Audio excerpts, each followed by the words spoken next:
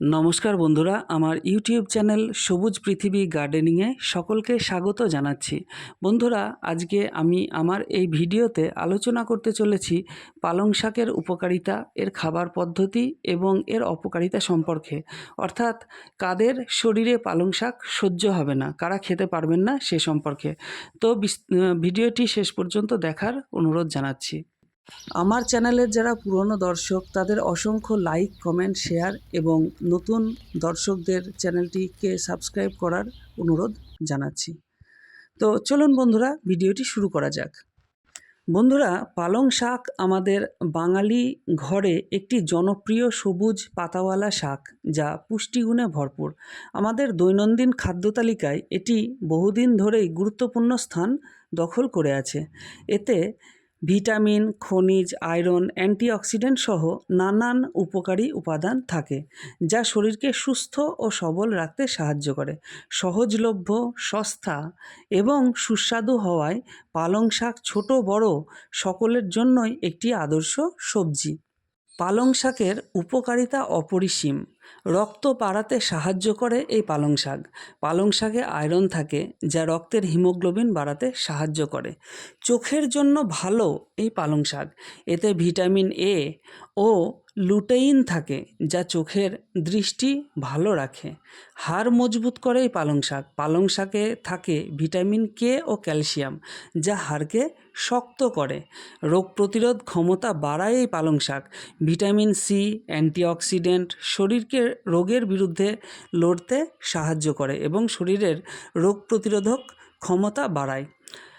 হজমে সাহায্য করে এই পালং শাক। এই পালং শাকে ফাইবার বেশি থাকায় কোষ্ঠকাঠিন্য কমায় এবং হজম শক্তি বাড়ায়, হজম ভালো রাখে। বন্ধুরা, পালং শাকে পটাশিয়াম ও নাইট্রেট থাকে, যা রক্তচাপ কমাতে সহায়ক। ওজন কমাতে সাহায্য করে এই পালং শাক। ক্যালোরি কম কিন্তু পুষ্টি বেশি, তাই ওজন কমানোর ডায়েটে খুব ভালো এই পালং শাক। ত্বক ভালো রাখে পালং শাক। ভিটামিন ই ও অ্যান্টিঅক্সিডেন্ট ত্বককে উজ্জ্বল ও সুস্থ রাখে। বন্ধুরা, পালং শাককে তো আমরা এতদিন বাঙালি ঘরে রান্না করে সবজি হিসাবে খেতাম, কিন্তু এত কিছু উপকারিতা আছে সেগুলো হয়তো জানতাম না।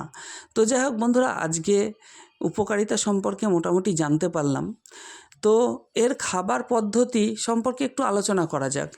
তবুও বলে রাখি যে বাঙালি ঘরে এটা তো এক শীতকালীন সবজি হিসেবে ব্যবহার করা হয়, রান্না করা হয়। তো শীতকাল ছাড়াও এখন বিজ্ঞানের বিভিন্ন প্রযুক্তির কারণে, উন্নতির কারণে সব সবজি প্রায় 12 মাস হয়ে থাকে। তবুও এটা শীতকালীন সবজি হিসাবে বিশেষ খ্যাত। তো আমরা রান্না করি বিভিন্নভাবে।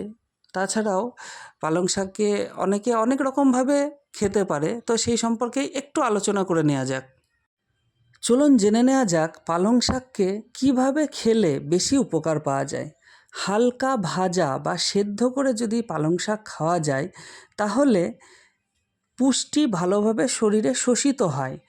কাঁচা বেশি খেলে আবার হজমে সমস্যা হতে পারে। ডাল বা সবজির সাথে রান্না করে খাওয়া যেতে পারে। ডালের সঙ্গে বা অন্যান্য সবজির সঙ্গে পালং শাক মিশিয়ে রান্না করলে পুষ্টির মান আরও বেড়ে যায় এবং সেটা শরীরের পক্ষে অনেক উপকারী ভূমিকা পালন করে। স্যুপ বা স্যুপে পালং শাক ব্যবহার করা যায়। পালং শাক স্যুপ খুবই হালকা ও স্বাস্থ্যকর, বিশেষ করে শিশু ও বয়স্কদের জন্য গুরুত্বপূর্ণ ভূমিকা গ্রহণ করে এই পালং শাক। রস বা স্মুদি করেও পালং শাক খাওয়া যায়। যদি পছন্দ করেন, পালং শাক দিয়ে স্মুদি বানানো যায়। এতে শরীরে দ্রুত ভিটামিন শোষিত হয়। তবে একটা কথা বলে রাখি, অতিরিক্ত কাঁচা পালং শাক খাওয়া ঠিক নয়। অল্প পরিমাণে খাওয়া যেতে পারে। বন্ধুরা, কম তেল বা কম মশলায় পালং শাক রান্না করলে পালং শাকের ভিটামিন বেশি থাকে, তো সেইভাবে খাওয়া যেতে পারে। লেবুর রস দিলে ভালো হয়। আয়রন শরীরে ভালোভাবে শোষিত করতে পালং ভাজা বা সিদ্ধ পালংয়ে সামান্য লেবুর রস যোগ করলে উপকার বেশি পাওয়া যায়। অতিরিক্ত রান্না না করা। অনেকক্ষণ ভাজলে বা জাল দিলে ভিটামিন নষ্ট হয়, তাই হালকা রান্না করাই বেশি উপকারী। বন্ধুরা, পালং শাক সাধারণতভাবে স্বাস্থ্যকর, তবে কিছু মানুষের জন্য অপকারী বা সাবধানে খাওয়া উচিত। সহজভাবে বলতে গেলে কিডনিতে যাদের পাথর আছে, পালং শাকে অক্সালেট বেশি থাকে। এটি ক্যালসিয়াম অক্সালেট স্টোন, মানে যেটাকে কিডনি স্টোন বলে, সেটা বাড়াতে পারে। তাই যাদের কিডনিতে পাথর আছে বা হওয়ার ঝুঁকি বেশি, তাদের কম খাওয়া ভালো। বন্ধুরা, পালং শাকে পিউরিন থাকে, এটি শরীরে ইউরিক অ্যাসিড বাড়াতে পারে। রক্ত পাতলা করার ওষুধ যারা খান তাদের জন্য একটু বুঝে খেতে হবে, ডাক্তারের সাথে পরামর্শ করেই তবে খেতে হবে। পালং শাকে ভিটামিন কে খুব বেশি থাকে, এটি রক্ত পাতলা করার ওষুধের সাথে সংঘর্ষ করতে পারে। তাই ওষুধ নেওয়া ব্যক্তিদের অবশ্যই ডাক্তারবাবুর পরামর্শ নিয়ে তবেই পালং শাক খাওয়া উচিত। কিছু মানুষের ক্ষেত্রে পালং শাক পেটে গ্যাস, ফাঁপা ও অ্যাসিডিটি বাড়াতে পারে। তাই খুব হালকা রান্না করে বা কম পরিমাণে পালং শাক খাওয়া উচিত।